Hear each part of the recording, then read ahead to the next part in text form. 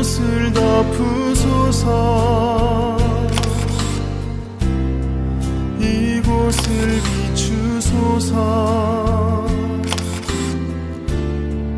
내 안에 무너졌던 모든 소망 다 회복하리니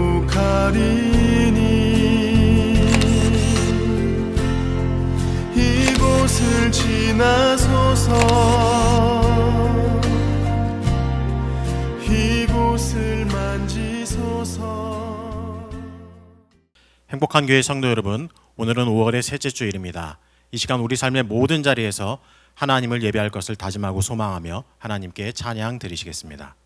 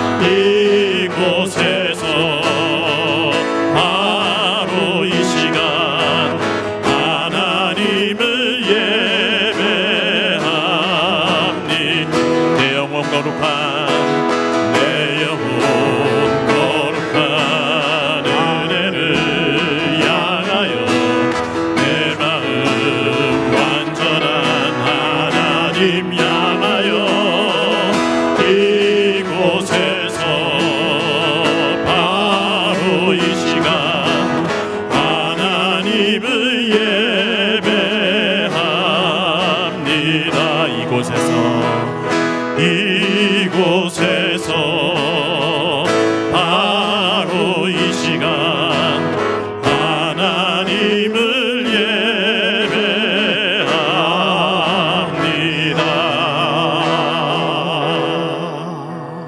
이 시간 기도하실 때 오늘 예배가 온전히 하나님을 높여드리는 예배되게 하여 주옵소서. 말씀 속에 역사하시는 하나님의 은혜를 경험하게 하시고 그 은혜가 우리의 마음과 삶을 변화시켜 우리의 삶으로 하나님을 예배하는 복을 허락하여 주옵소서. 말씀 증거하시는 담임목사님 성령의 능력으로 붙잡아 주옵소서. 함께 간절히 기도하겠습니다. 기도하시겠습니다. 사랑하는 충만하신 주님 아버지 감사합니다.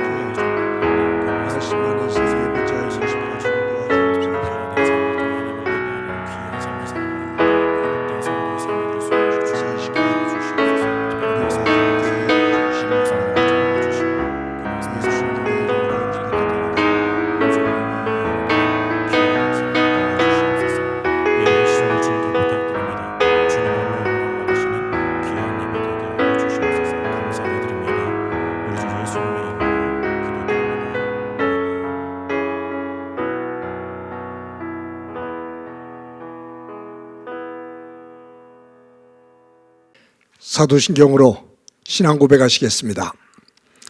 나는 전능하신 아버지 하나님 천지의 창조주를 믿습니다. 나는 그의 유일하신 아들 우리 주 예수 그리스도를 믿습니다.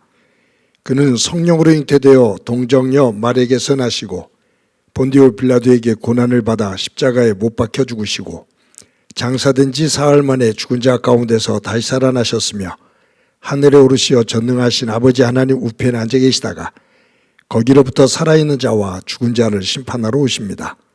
나는 성령을 믿으며 거룩한 공교회와 성도의 교제와 죄를 용서받는 것과 몸의 부활과 영생을 믿습니다. 아멘. 찬송가 79장 부르시겠습니다.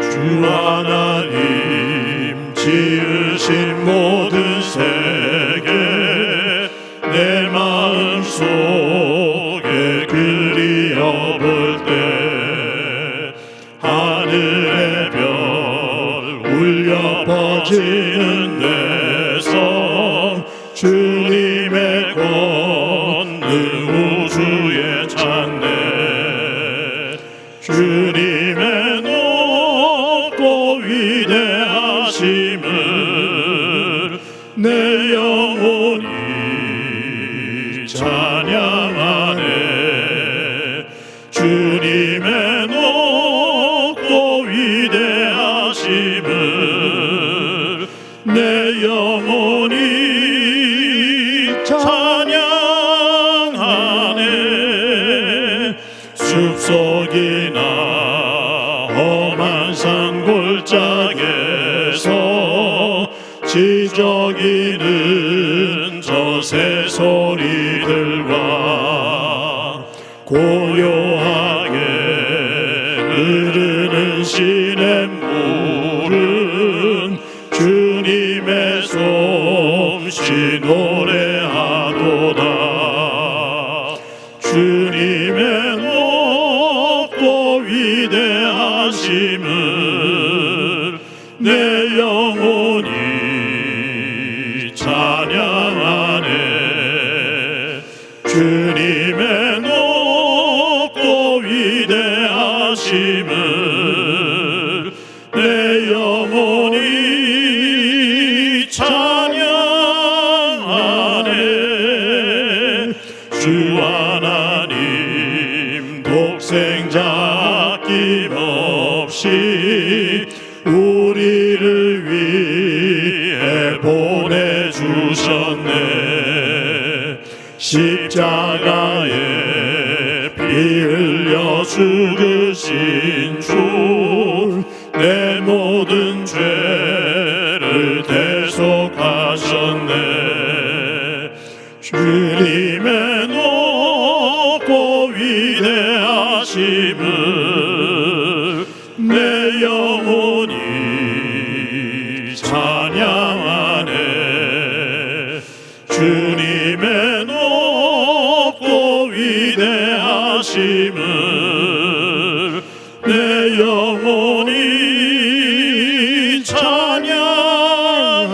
찬양하네 내 주 예수 세상에 다시 올 때 저 천국으로 날 인도하리 나 겸손히 엎드려 경배하며 영원히 주를 찬양하리라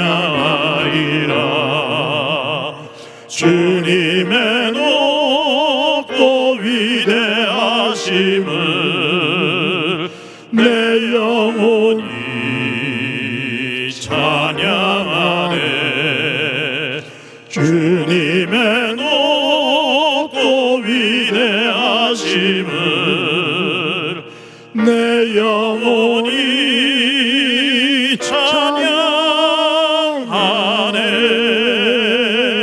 찬양하네 우리를 사랑하시고 인도하시는 하나님 아버지, 하나님의 그 크신 은혜로 한 주간 지켜주시다가 예배의 자리로 인도하여 주심을 감사를 드립니다. 이 시간 하나님께 예배 드릴 때 우리의 영과 눈과 귀를 열어주시어 주님의 임재하심과 주님이 하시는 일을 보게 하여 주옵소서. 무엇을 하든지 먼저 그 나라와 그 의를 구하게 하시고 하나님의 인도하심과 뜻을 생각하게 하옵소서. 우리의 삶과 생활이 주님의 복음을 전하는 도구가 되기 원하오니 하나님의 사랑을 전하는 통로가 되게 하여 주시어 우리를 새롭게 하여 주시고 성령 충만으로 인도하여 주옵소서. 하나님 아버지, 우리의 생활 속에서의 죄 가운데 빠지지 않고 날마다 주님의 은혜로 살아가며 주님이 기뻐하시는 삶을 살기 원합니다. 하지만 우리의 모습이 언제나 연약하고 부족하오니 거룩한 성령의 은혜로 함께하여 주셔서 허물과 죄를 씻어주시고 새롭게 하여 주시옵소서. 오늘 이 시간 갑작스러운 아픔과 여러 이유로 지친 이들을 기억하여 주시기를 원합니다. 그들에게 마음의 평안을 주시고 어렵고 힘든 여건 속에서도 강하게 이겨낼 수 있는 능력을 주셔서 오직 주님을 향한 열망으로 가득히 채워 하나님이 예비하신 상급을 소망하며 살게 하옵소서. 오늘도 이 시간 교회를 위해 기도할 때 성령님의 인도하심으로 수고하고 무거운 짐을 진 영혼들에게 참된 안식을 누릴 수 있는 교회가 되게 하시고 하나님의 영광을 위하여 이웃의 행복을 위하여 쓰임받으며 영혼의 기쁨이 넘치는 교회가 되게 하옵소서. 하나님의 기뻐하신 일에 함께하는 교회가 되어 믿음의 그릇을 준비하며 지역사회를 품는 방주가 되게 하옵소서. 그래야 행복한 교회, 성도 한 사람 한 사람 마음속에 한 영혼을 뜨거운 열정으로 사랑하며 늘 감사와 평강이 넘치도록 도와주시옵소서. 하나님 아버지, 이 가정의 달 5월을 허락하심에 자신과 주변을 돌아보게 하옵소서. 매년 반복됨으로 그 의미가 시대에 따라 조금씩 변하고 효의 의미도 흐려진 이 땅의 의식 변화가 각박해져가는 시대상의 인간성 부재가 불러오는 오늘의 우리는 언젠가부터 나쁜 뉴스가 지면을 덮으며 아픔을 더해가고 청개울이 우아해서 우리에게 전하려는 의미를 깨닫게 하시오. 가정 속에서의 부모와 자녀 간의 관계 설정에 사랑의 공간으로 노력하여 채우고 감사가 있고 기쁨이 더하는 계기로 변화되도록 도와주옵소서. 하나님 아버지, 또한 한편으로는 이 땅의 경제 지수는 선진국에 편입되어 톱10에 속하면서도 우리의 삶의 질과 행복 지수는 눈높이에 보이질 않으며 오늘도 대다수의 많은 국민들이 알뜰히 살기 위한 발품을 팔며 먼 길을 마다하지 않고 학생들은 1,000원짜리 국밥집에 문전성시를 이루는데, 하지만 정치는 극단적인 정치 양극화로 인한 상대의 악마화와 진영의 대결로 인하여 국민에게 화병을 배달하는 여의도엔 국민이 선출한 어느 선량한 젊은 나이에 수십억을 코인에 투자하고도 큰 소리로 외침에 오만상은 국민의 몫이고 비리를 지적하는 시설에 50만 원은 점심값도 못 된다는 어불성설이 그들의 논리에 국민을 슬프게 하지만 하나님 아버지, 선줄로 생각하는 자, 넘어질까 조심하라는 하나님 말씀을 깨달을까마는 이 땅의 정치가 국민의 눈높이에 격을 같이하게 도와주시오. 이 가정애들의 경제회복과 더불어 우리의 삶의 질을 높이고 행복지수를 업시킬 수 있는 지혜로 미래를 기대하며 희망을 심는 기회로 변화되어지게 도와주옵소서. 오늘도 교회 곳곳에서 섬기는 일꾼들 함께 하시어 그 언저리에 복의 복을 주시고 건강을 주시며 섬기는 기쁨이 영광이 되는 은혜를 허락하여 주시옵소서. 부교육자 위에도 통일한 은혜로 더하여 주시오며 이 시간 말씀 전하시는 목사님을 위해 기도를 드립니다. 인격과 영성과 지성으로 균형을 이루는 목회자로 붙잡아 주셔서 하나님의 선한 뜻을 분별하며 연약한 영혼들에게 한없는 사랑의 목자로 쓰임받게 하심에 저희 교회를 향한 주님의 뜻을 온전히 이루어 드리는 목회자가 되게 하여 주시옵소서. 영원히 목마르지 않는 생명수를 먹여주시오며 예수 그리스도 이름으로 간절히 기도드리옵나이다. 아멘.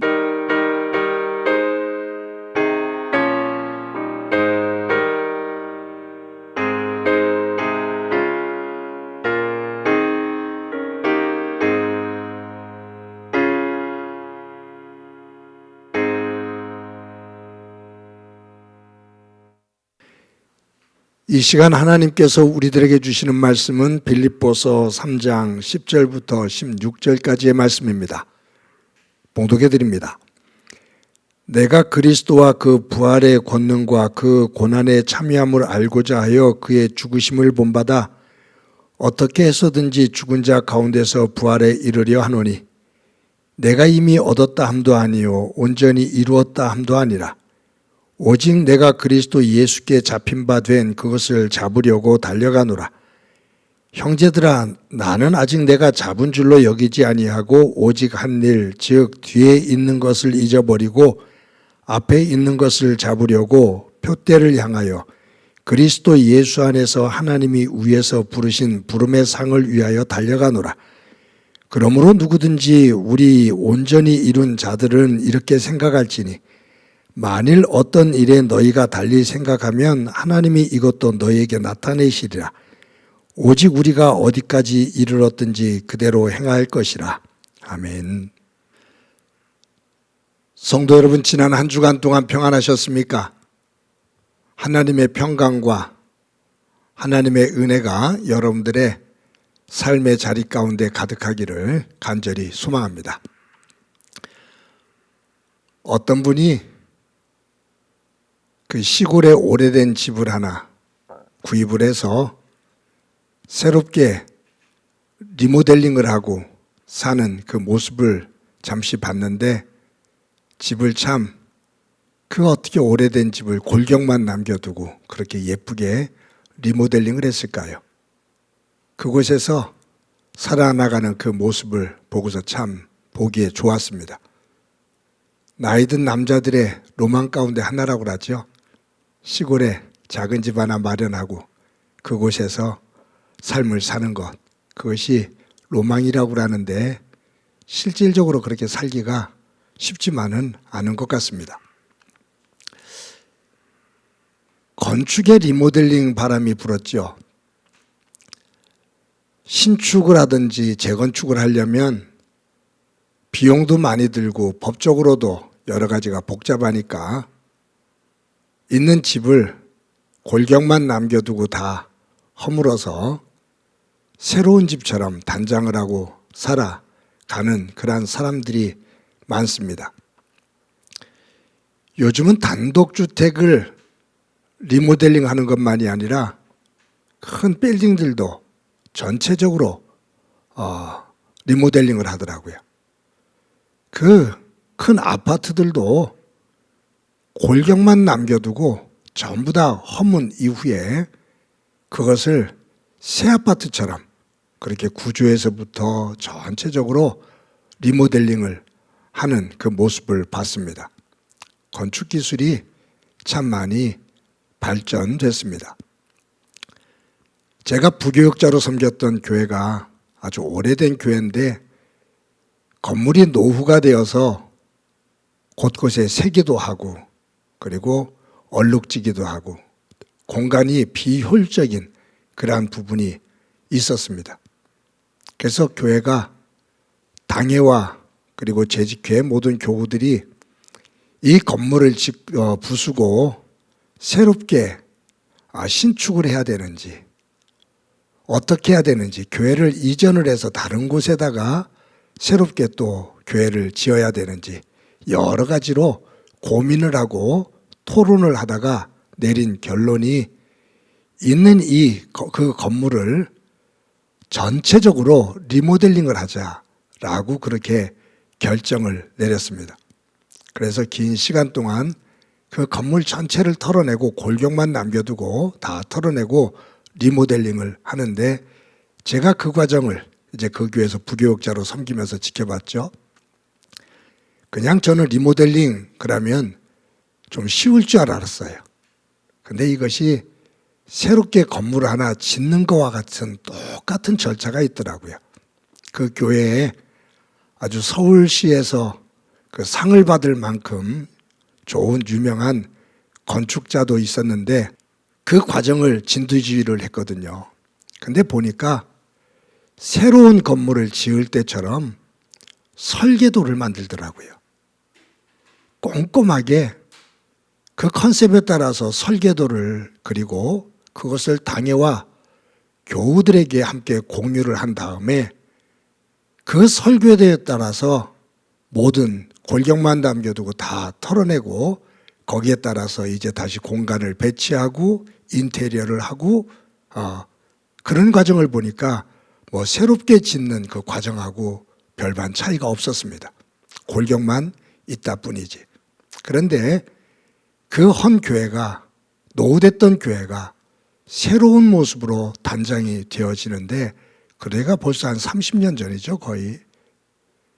그 교회 내부라든가 모든 모습들이 제 표현으로 무슨 호텔에 들어온 것처럼 그렇게 리모델링이 되더라고요. 정말로 신기했습니다. 그 과정을 보면서 담임 목사님하고 저희 부교육자들끼리 서로 대화를 나누면서 우리의 믿음이 이처럼 노후된 것, 굳어진 것, 또 누수된 것, 얼룩진 것, 이런 것들을 다 털어내고 새로운 모습으로 리모델링이 되면 좋을 텐데 라고 하면서 대화를 나눴던 기억이 납니다. 여러분, 믿음이라는 것은 영적인 리모델링입니다. 내가 하나님을 믿는다라는 것은 내 생활 전체적인 영적인 리모델링을 하는 거예요. 지금 우리가 빌립보서를 보고 있는데 이 빌립보서를 기록한 바울, 그는 예수 믿기 이전과 예수 믿은 이후, 예수 믿기 이전에 그가 지은 믿음의 집, 부활의 주님을 만나 예수님을 구주로 믿고 새롭게 지은 믿음의 집이 달라요. 완전히 리모델링이 된 그런 모습입니다. 예수님을 믿기 이전에 그가 지은 믿음의 집은 그 설계도가 무엇을 중심으로 설계가 되어졌냐 하면 율법입니다. 율법을 중심으로 설계도를 그리고 그 율법을 중심으로 한 설계도를 중심으로 해서 믿음의 집 구석구석에 공간 배치를 하고 인테리어를 한 거예요. 그런데 부활의 예수님을 만난 이후에 이 바울의 믿음은 율법을 중심으로 한 것이 아니라 예수님, 하나님의 아들이신 예수님을 중심으로 해서 설계도를 다시 그리고 율법을 중심으로 세워졌던 그 집 내부의 모든 것들을 다 털어내고 예수님을 중심으로 한 설계도에 따라 구조를 잡고 인테리어를 하고 새로운 모습으로 변화된 겁니다. 예수님을 믿기 이전에 율법을 중심으로 믿음의 집을 지을 때는 그가 중요시 여겼던 것이 뭐냐 하면 혈통입니다. 내가 유대인이냐? 내가 어느 지파 사람이냐? 내가 바리새인이냐? 너 바리새인이 아니냐? 너 할례 받았느냐 안 받았느냐? 너 이 10계명 가운데 이거 지켰느냐 안 지켰느냐? 그것을 중심으로 믿음의 집을 지었어요. 그리고 그것이 자기의 의가 됐어요. 나는 히브리인 중에 히브리인이야? 나는 바리새인이야? 나는 베냐민 지파 사람이야? 나는 할례를 받았어.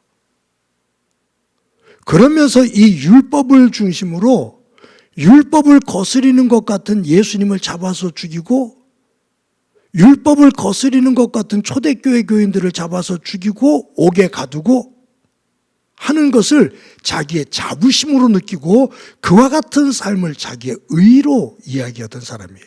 그러니까 부활의 주님을 만나기 이전에 바울의 믿음의 집은 굉장히 크고 화려하고 그리고 섬세하게 지은 집 같았는데 그 안을 들여다보면 그 안에는 완전히 율법 중심의 자기의 의를 내세우는 그러한 집이었다.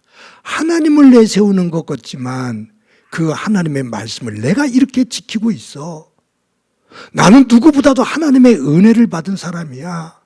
나는 하나님을 위해서 이와 같은 일을 하고 있는 사람이야. 라고 하면서 자기를 드러내는 그러한 삶의 중심의 믿음의 집이었습니다. 그런데 부활의 주님을 만나죠. 이 사도 바울이 부활의 주님을 만나는 장면이 극적입니다. 사도행전 9장에 나오는데 다메섹에 예수 믿는 사람들을 잡아서 죽이고 옥에 가두기 위해서 제사장들로부터 공인을 받아갖고 이 젊은 20대 약관의 젊은 사람이 이 중책을 띄고서 다메섹으로 갑니다. 아주 살기등등했죠.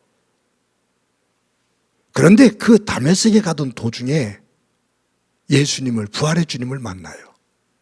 사울아 사울아 네가 어찌 나를 핍박하느냐. 그때 무릎을 꿇으면서 주여 니시오니까 네가 핍박하는 예수다.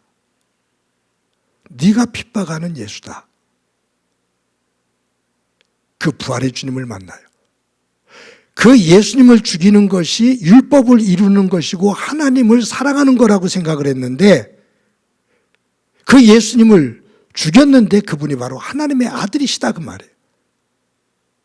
굉장한 충격을 받습니다. 그 충격이 얼마나 컸던지 사도 바울이 실명지경에 이르러요. 앞을 못 봐요. 나중에서야 이제 회복이 되지만, 그러니까 그 예수님을 죽이는 것을 자신의 의로 여기고 율법을 지킨 거라고 생각을 했는데 그분이 하나님의 아들이란 말이에요. 그분이 부활하셔서 이 바울 앞에 나타난 거예요. 그때 이 충격을 받은 이 사울이, 이제 사울 바울 여러분들에게 제가 이렇게 혼선해서 사용합니다만 사실 동명이죠.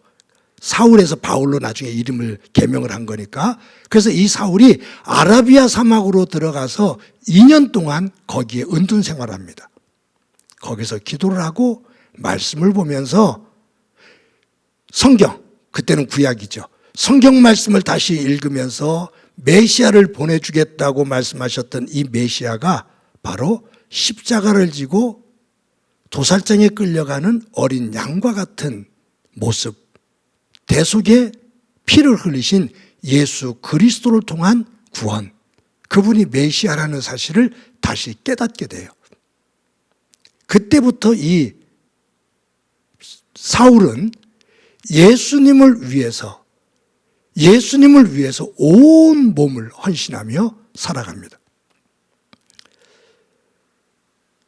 예수님을 만나기 이전에는 율법을 중심으로 자신의 믿음의 집을 지었는데 부활의 주님을 만난 이후에 그는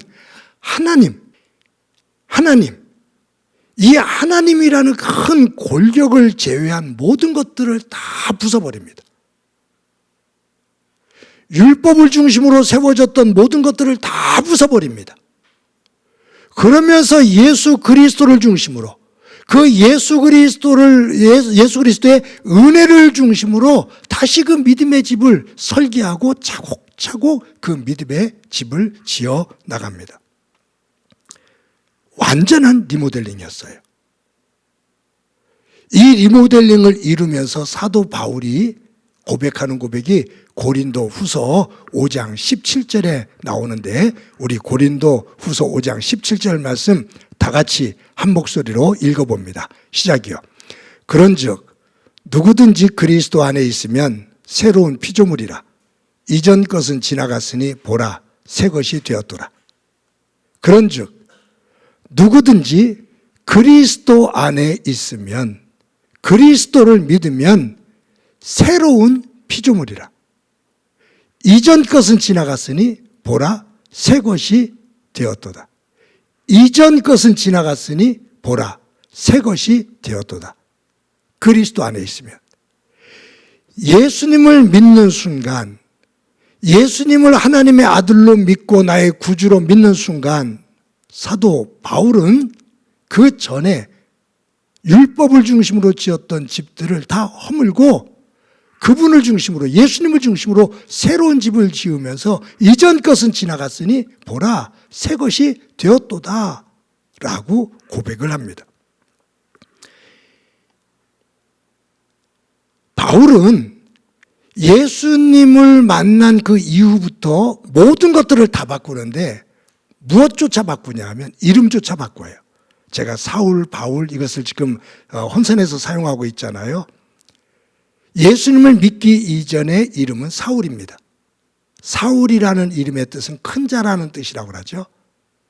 그런데 예수님을 믿은 이후에 큰 자라는 뜻의 이름인 이 사울이라는 이름을 버리고 바울이라는 이름으로 개명을 해요. 바울이라는 이름은 작은 자라는 뜻이라죠. 그러니까 나는 율법 안에서 굉장히 율법을 누구보다도 잘 지키는 큰 자야, 의로운 자야 라고 하며 자기를 내세우는, 자기의 의를 내세우는 삶을 살면서 다른 사람들을 저주하고 다른 사람들을 핍박하고 다른 사람들을 판단했다면 예수님을 믿은 이후에 나는 작은 자야. 나는 성도 중에 가장 작은 자야. 나는 죄인 중에 죄인이야. 나는 괴수 중에 괴수야. 바울은 예수님 안에서 자신의 작은 모습을 보며 그분의 은혜 앞으로 나갑니다. 그러면서 믿음의 집을 새롭게 지어 갑니다. 그런 바울이 오늘 본문에서 우리에게 새롭게 예수님 안에서 리모델링 되어진 그 믿음을 가지고 자기가 살아가고 있는 목적, 그 살아가고 있는 목표, 즉 예수님을 중심으로 내 믿음의 집을 어떻게 지어가고 있는지 그 부분, 그 표대에 대한 이야기를 하고 있거든요. 그 말씀이 오늘 전체적인 이야기인데 특히 12절 말씀, 오늘 본문 가운데 12절 말씀 다 같이 한번 읽어보도록 하겠습니다. 시작이요. 내가 이미 얻었다 함도 아니요 온전히 이루었다 함도 아니라 오직 내가 그리스도 예수께 잡힌 바 된 그것을 잡으려고 달려가노라. 여기에 보면 오직 내가 그리스도 예수께 잡힌 바 된 그것을 잡으려고 달려간다. 부활의 주님을 만난 이후에 그 부활의 주님을 중심으로 해서 얻게 된 하나님의 구원의 세계, 내가 마지막 이 삶을 살다가 부활하신 예수님처럼 내가 부활의 자리, 그 부활의 모습으로 부활을 통해서 하나님의 영원한 나라에 이르기를 소망한다라는 그 부활의 신앙을 가지고 나 또한 예수님처럼 부활하리라 라는 표대를 향해서 그것을 얻기 위해서, 그것에 도달하기 위해서 달려가고 있다 그 말이에요. 그러면서 14절에 이렇게 말씀합니다. 우리 다 같이 14절 읽어봅니다. 시작이요. 표대를 향하여 그리스도 예수 안에서 하나님이 위에서 부르신 부름의 상을 위하여 달려가노라.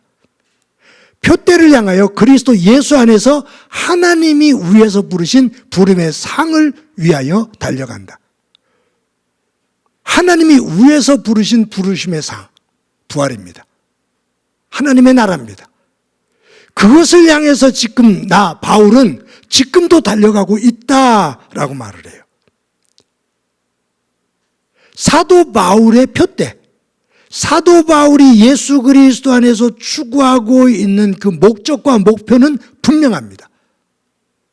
그것은 부활하신 예수 그리스도를 닮아 나도 마지막 날 이 믿음 안에서 부활의 모습으로 하나님 앞에 서는 것, 이것을 위해 나는 지금도 달려가고 있다라고 말해요. 예수님을 중심으로 세운 이 표대를 향해서 달려가는 것을 강조하면서 이것을 또한 강조하기 위해서 새롭게 우리에게 전해주는 말씀이 있는데 우리 조금 전에 읽었던 12절 말씀 다시 한번 읽어보도록 하겠습니다. 시작이요. 내가 이미 얻었다 함도 아니요 온전히 이루었다 함도 아니라 오직 내가 그리스도 예수께 잡힌 바 된 그것을 잡으려고 달려가노라. 여러분 여기에서 앞에 있는 부분, 내가 이미 얻었다 함도 아니요 내가 온전히 이루었다 함도 아니라, 이것이 차이가 있어요. 사도 바울이 부활의 예수님을 만나기 이전에 율법을 중심으로 볼 때는 나만큼 율법을 지킨 사람이 있으면 나와보라고 그래. 나만큼 율법을 사랑하고 나만큼 율법을 지킨 사람이 있으면 나와보라고 그래. 그러면서 율법 지킨 것, 그 율법을 통해서 자기가 얻은 직위, 그리고 그것을 통해서 인정받은 모습, 그것을 가지고 자기를 자랑하는 데 급급했거든요. 내가 이만큼 율법을 지켰어. 내가 율법을 통해서 내가 이만큼 높아졌어. 내가 이만큼 의로와 라고 자신을 드러냈는데, 예수님을 만난 이후에 그 예수님을 중심으로 리모델링 되어진 이 바울의 믿음의 그 내용은 내가 이미 얻었담도 아니고 내가 이미 이뤘담도 아니다. 내가 그것을 향해서 계속 얻기 위해서 그 표대를 향해서 달려간다. 율법을 중심으로 할 때는 지킨 것을 가지고 자기를 드러냈는데, 예수님을 믿은 이후 그 예수님을 통해서 마지막까지 이루어야 될 것, 마지막 하나님 앞에서의 부활의 모습으로 서는 것, 그 자리에 이르기 위해 나는 지금도 달려가고 있다. 하나님 나라를 향해 나는 지금도 달려가고 있어. 이루어진 것 아니야. 이룬 것 아니야. 나는 그 나라를 향해 지금도 달려가고 있어 라는 말이에요. 현재지요. 여러분, 미술의 3대 요소 언젠가도 한번 말씀드렸어요. 점, 선, 면입니다. 모든 구도는, 구상은 점과 선과 면으로 되어 있습니다. 이것은 미술의 3대 요소입니다. 무슨 말이냐면 점이 모여서 선이 됩니다. 선이 연결되면서 면이 만들어져요. 어떤 분은 이것을 형이라고 하거든요. 형상. 점이 모여서 선을 이루고 선이 연결되어져서 면이 나와요. 그것이 미술의 시작입니다. 이것을 우리의 삶에 적용시켜 보면 우리의 하루하루의 삶은 점입니다. 1년, 10년 이것이 이어져서 선이 됩니다. 이것이 다 구성이 되어져서 하나의 모양을 드러내는 것이 우리의 인생입니다. 그래서 미술의 3대 요소는 우리 인생하고도 연결이 되어 있어요. 내가 순간순간마다 결정하는 점 하나가 그 점이 선의 모양을 이룹니다. 그 점들이 어떤 시점에 어떻게 연결되어지느냐에 따라서 이것이 직선이 될 수도 있고 곡선이 될 수도 있어요. 직선이 되다가 꺾이는 선이 될 수도 있고요. 그러다가 이것이 돌고 돌아 선이 연결되어져서 만나서 하나의 면을 이루는데, 내 삶이 하루하루 삶을 살면서 조그만 것 하나 선택하는 그 섬들이 이어지면서 내 습관이 되어지고 믿음의 습관이 되어지고 그것이 내 인생의 그림이 되어진다, 그 말이죠. 그런 면에서 앞으로 하나님 안에서 예쁜 믿음의 그림을 그리려면 오늘 지금 내가 선택하는 이 선택이 중요합니다. 우리는 멀리 아름다운 믿음의 그림만을 생각해요. 근데 그것은 그냥 나오질 않아요. 그냥 막 가는데 그냥 아름답게 턱 나오질 않아요. 내가 꿈꾸는 아름다운 하나님 안에서의 아름다운 믿음의 그림, 믿음의 집의 그림은 오늘 선택하는 지금의 선택 하나하나가 그것을 이루는 과정이다, 그 말이에요. 여러분들 혹시 기억하실지 모르겠습니다. 1994년 4월 20일 미국의 그 콜럼바인 고등학교에서 괴한들이 그곳에 총기를 난사해서 많은 학생들이 죽게 된 충격적인 사건이었습니다. 그때 괴한 가운데 한 사람이 이 캐시 버널이라는 여학생 머리에 총을 겨눠요. 그리고 묻습니다. 너 예수를 믿냐? 그때 이 캐시 버널이 yes 라고 말합니다. 그때 그의 머리에 총을 쏴 죽입니다. 이 캐시 버널의 장례식이 진행돼요. 그때 그 학교의 교목 목사님이 장례식을 집례하면서 이렇게 말을 합니다. 사람들은 4월 20일 캐시버널의 예스만 기억합니다. 그러나 그녀는 매일매일 주님 앞에서 예스를 했던 사람입니다. 이 말의 의미를 아시겠습니까? 사람들은 4월 20일 날 캐시버널의 예스만을 기억합니다. 그러나 캐시버널, 그 학생은 매일매일 하나님 앞에서 예스를 했습니다. 이 말은 매일매일 삶 속에서 예스를 하면서 하나님의 말씀을 따르고 그 믿음을 고백하지 않으면 결정적인 순간에 예스를 할 수가 없다, 그 말이에요.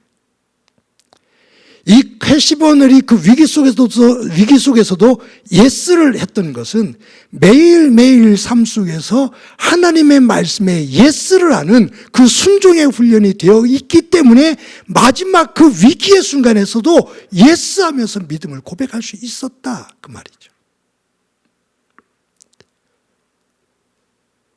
우리가 하루를 살면서 순간순간 하나하나 선택을 하고 결정을 할 때 그것에서 하나님의 말씀 앞에서 예스하는 이 순종의 결정이 없으면, 훈련이 안 되면 어느 한순간 큰 위기 속에서 내가 대담하게 예스라고 말할 수가 없단 말이에요.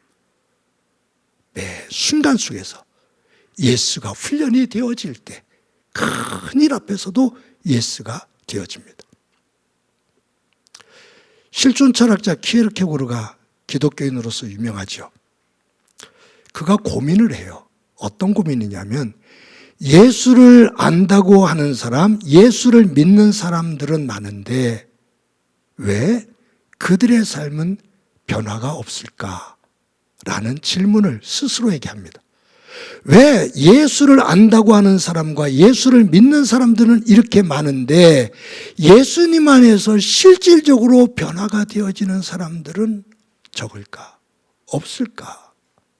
그 고민을 자기에게 질문하고 자기가 대답을 합니다.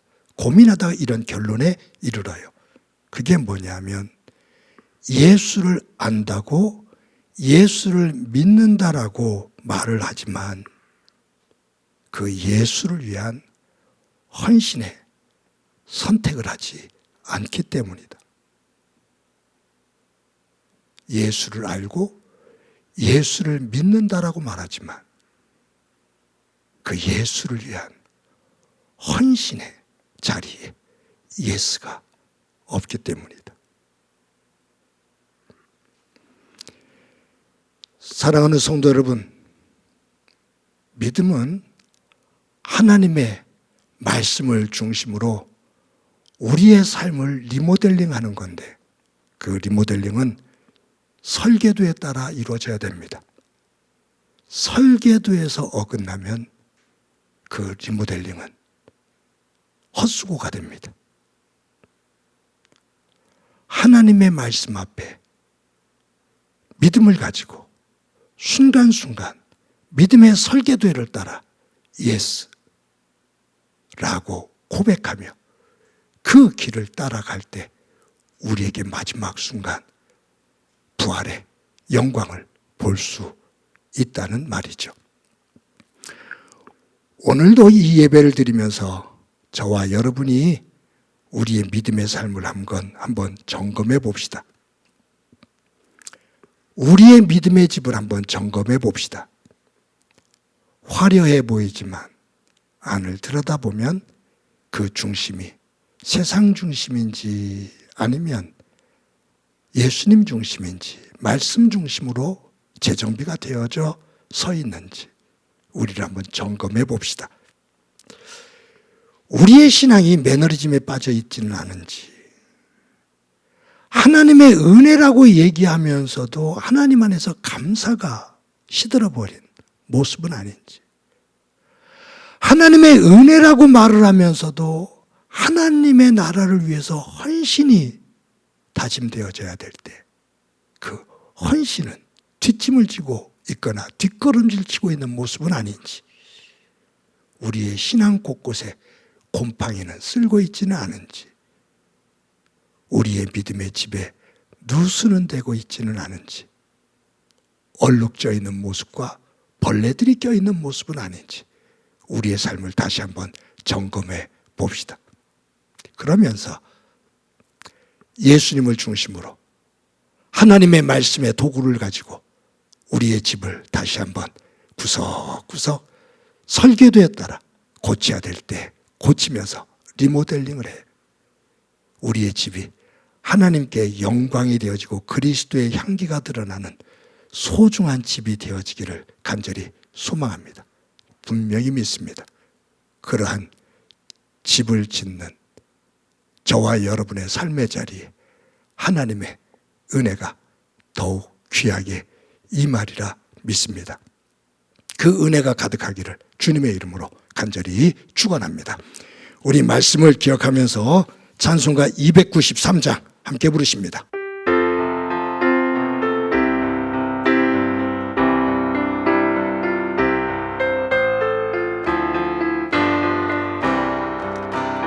주의 사랑 비칠 때의 기쁨 오네. 근심 걱정 물러가고 기쁨 오네. 기도하게 하시며 희미한 것 물리쳐 주의 사랑 비칠 때 기쁨 오네. 그 큰 사랑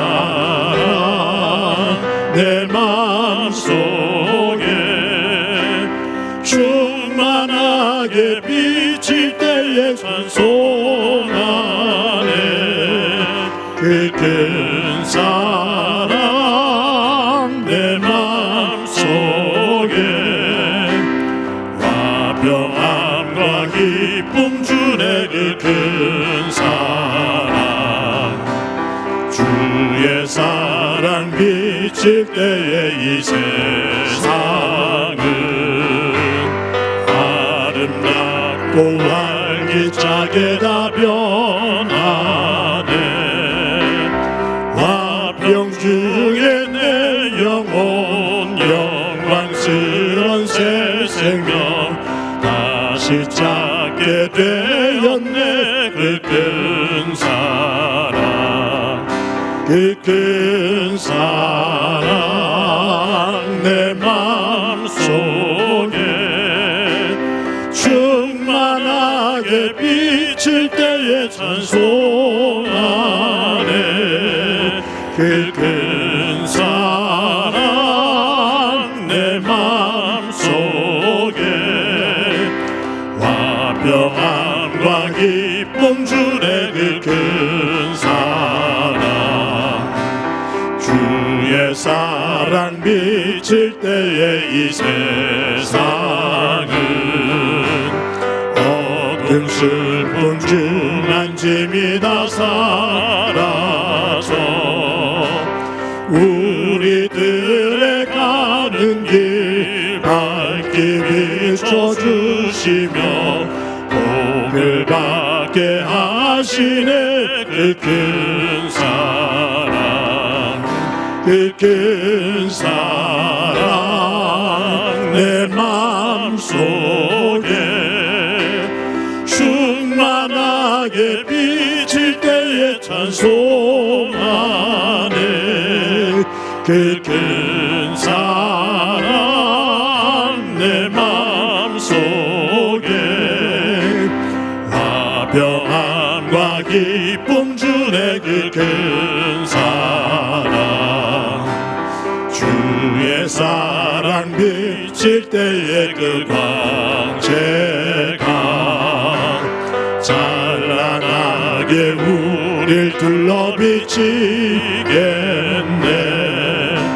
세상 모두 이기고 천국 생활할 때도 주의 사랑 비치네 그 큰 사랑 그 큰 사랑 내 마음속에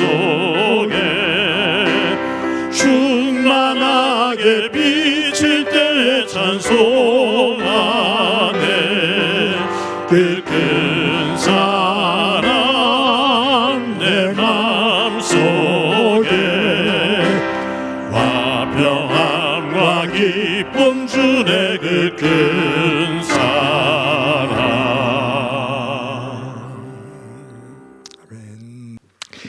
우리 한 목소리를 한번 기도드립니다. 기도하실 때 하루하루를 살면서 우리들의 결정하는 그 하나하나의 결정이 예수님을 중심으로 말씀의 설계에 따라 순종의 결정을 하고 그 마지막 순간 하나님의 부활의 영광, 그 나라 앞에 설 수 있는 저희들이 되도록 은총 베풀어 주옵소서.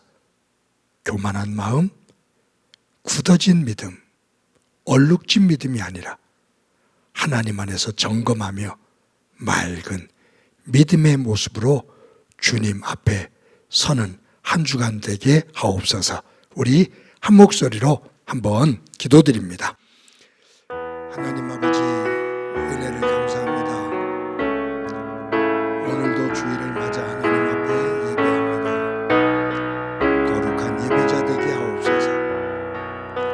사도 바울이 예수님을 믿기 이전의 모습과 예수님을 믿은 이후의 모습, 그의 집의 모습이 완전히 달라 새로운 모습이 되어졌음을 봅니다. 자신의 의를 드러내는 자리에서 하나님의 은혜를 드러내는 자리로 예수님의 말씀을 중심으로 설계를 하고 그 설계에 따라 부활의 영광의 집을 만들기 위해 질주하는, 앞을 향해 나아가는 소중한 모습을 보는데 저희들의 믿음이 이와 같은 믿음 되게 하옵소서. 우리의 삶 속에 얼룩진 부분들, 뒤틀려진 부분들이 있다면 설계도에 따라 다시 한번 점검하게 하시고 매 순간 하나하나 결정이 말씀 앞에 순종하며 예수로 응답하는 훈련이 되어 마지막 주님의 부르심 앞에서 예수로 응답하며 부활의 그 소망, 하나님의 나라 앞에 서게 하옵소서. 주님 도와주시리라 믿고 예수님의 이름으로 기도드립니다. 아멘. 하나님 감사합니다. 주일을 맞아 하나님께 예배하는 자리에 설 수 있게 해주신 것 감사합니다. 하나님 앞에서 거룩한 예배자가 되도록 은총 베풀어 주옵소서. 사도 바울이 예수님을 만나기 이전 자신이 율법을 중심으로 지어진 믿음의 집, 예수님을 만난 이후에 그 율법을 중심으로 지은 집들을 골격만 남겨두고 하나님의 골격만 남겨두고 다 부수고 예수님의 말씀에 따라 새롭게 설계도를 만들며 그 믿음의 집을 지어 나가는 모습을 봅니다. 마지막 완성이 부활의 은혜인데 그 부활을 향해, 앞을 향해 뛰어나가는, 걸어나가는 바울의 모습을 보고 저희들의 삶이 다시 한번 점검되게 하옵소서. 우리의 삶의 얼룩진 부분들, 뒤틀려진 부분들이 있다면 말씀의 설계도에 따라 다시 바르게 세워가게 하옵소서. 하루하루 살면서 하나님의 말씀 앞에 예수로 응답하는 훈련이 되게 하시고 마지막 날 주님의 부르심 앞에서 예수로 응답하며 부활의 영광을 볼 수 있는 저희 되게 하옵소서. 하나님 아버지, 하나님으로부터 받은 은혜를 감사하며 귀한 예물 드립니다. 이 예물이 순종의 예물 되기를 소망합니다. 다짐의 예물이 되고 감사의 예물이 되기를 소망합니다. 또 하나의 예스가 되는 예물 되게 하옵소서. 일하는 일터와 사업장이 복되게 하옵소서. 하나님, 성도들 가운데 질병으로 고통을 겪는 이 있습니다. 수술받고 회복을 기다리는 이 있고 이번 주에도 또 주중에 수술을 받는 이도 있습니다. 주께서 기억해 주시고 선한 결과 얻게 하옵소서. 특별히 윤일의 권사님, 하나님 주님의 도우심의 손길을 간절히 사모합니다. 주님, 회복되어지는 은혜 있게 하옵소서. 하나님 아버지, 가정마다 함께 하실 때 자녀들 위에 은혜 허락해 주옵소서. 자녀들을 복되게 세워 주옵소서. 믿음의 눈으로 세상을 보게 하시고 하나님에게 집중케 하옵소서. 행복한 교회를 여기까지 인도해 주신 것 감사합니다. 하나님 사랑과 이웃 사랑을 나눔을 가지고 실천하고자 하는 이 꿈이 흐려지지 않게 하시고 꼭 붙잡고 굳굳하게 걸어가는 교회 되게 하옵소서. 이 나라의 이 민족의 여러 가지의 아픔의 흔적을 주께서 아십니다. 주님, 치유해 주시며 이 땅에 새로운 희망을 볼 수 있게 하옵소서. 예수님의 이름으로 기도드립니다. 아멘. 교회 소식 몇 가지 말씀드립니다. 오늘도 예배에 참여하신 여러분들을 주님의 이름으로 진심으로 환영합니다. 저희들 항상 말씀드리지만 매주 예배를 주일 예배를 녹화해서 주일날 오전 6시에 유튜브에 올립니다. 또 큐티는 매일 녹화를 해서 매일 새벽 5시에 유튜브에 올립니다. 말씀과 예배를 중심으로 우리의 삶이 영적으로 온전하게 세워질 수 있도록 훈련되어지는 경건의 삶이 되기를 바랍니다. 대신방이 진행 중입니다. 한 구역 할 때마다 참 감동을 받게 되는데 5월 마지막 주까지 또 신방이 이어집니다. 기도해 주시기를 바랍니다. 매주 토요일 날 오전 10시에 화곡고등학교 교정에 모여서 강당에 모여서 저희들 예배를 준비합니다. 또 주일날 예배가 끝나면 또 섬겨주시는 성도들에 의해서 뒷정리가 깨끗하게 마무리가 되는데 이와 같은 사역이 큰 어려움이 없이 잘 진행될 수 있도록 성숙한 믿음으로 임할 수 있도록 기도해 주시기 바랍니다. 매주 여러분들에게 진심으로 감사합니다. 정성스럽게 헌금해 주셔서 교회를 또 이끌어가는 목사에게 힘이 되기도 하고 위로가 되기도 합니다. 여러분들의 일터와 사업장 가운데 하나님의 은혜가 가득하기를 항상 기도합니다. 이 시간 다 일어서셔서 너는 시냇가에 심은 나무다. 서로를 축복하면서 찬양합니다.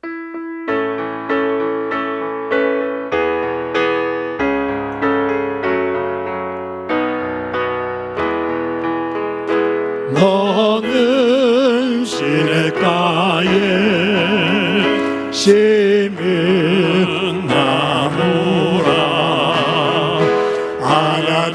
하나님의 사랑 안에 믿음 뿌리 내리고 주의 뜻대로 항상 살리라 주의 시절을 쫓아 구원 열매 맺으며 주의 영화로운 민 너를 보아리니 주의 뜻대로 항상 살리라.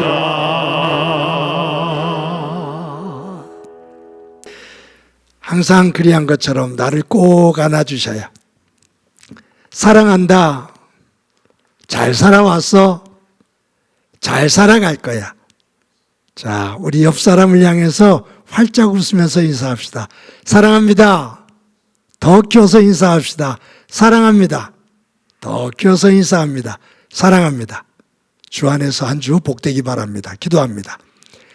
이제는 우리 주 예수 그리스도의 은혜와 하나님 아버지의 극진하신 사랑과 성령님의 교통하시고 역사하시고 충만하심이 세상을 중심으로 했던 삶이 예수님을 믿고 예수님 안에서 말씀의 설계도에 따라 새롭게 믿음의 집으로 리모델링하며 하나님께 영광된 백성으로 세워지기를 소망하는 사랑하는 성도들과 저들의 가정과 믿음의 공동체와 이 땅 위의 고통으로 눈물을 흘리고 있는 이들 위해 영원히 함께 하시기를 간절히 축원하옵나이다.